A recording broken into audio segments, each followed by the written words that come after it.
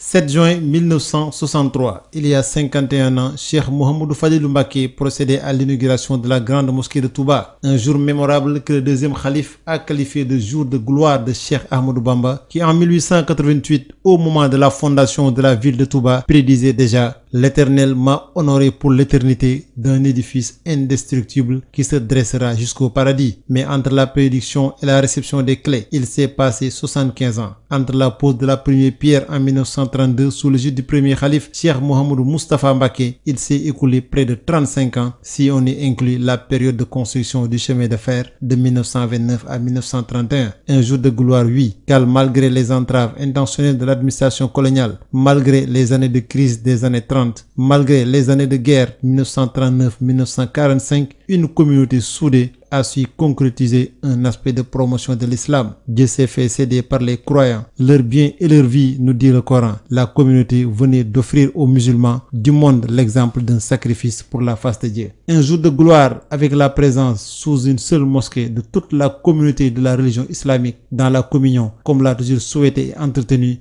le maître de la voie, Cheikh Ahmadou Bamba. Enfin, la gloire que Cheikhoul Khadim a obtenue en ce jour peut se mesurer à l'appréciation de cette grande mosquée que certains observateurs à l'époque ont désigné comme le plus grand monument de l'Afrique au sud du Sahara. Pour s'en convaincre, voyons quelques chiffres. 1 800 000 heures de travail des ouvriers, 35 années de dur labeur, un minaret de 86 mètres de hauteur, 4 800 tonnes de pierre, de sable et d'acier, 12 000 mètres de tubes, 4 000 fidèles, 75 kWh pour l'alimentation de tous les services, plusieurs kilomètres de câbles et de fils électriques, plus d'une dizaine de tonnes de peinture, un institut spécialisé à l'intérieur, une sonorisation sur plusieurs kilomètres, 500 marches d'escalier pour le plus haut ascenseur du Sénégal à l'époque. C'était il y a 51 ans. Nous sommes en 1963, mais rappelons que la mosquée a subi plusieurs extensions et embellissements, dont la plus récente est l'œuvre de l'actuel khalife, Cheikh Sidi Mokhtar Mbacké.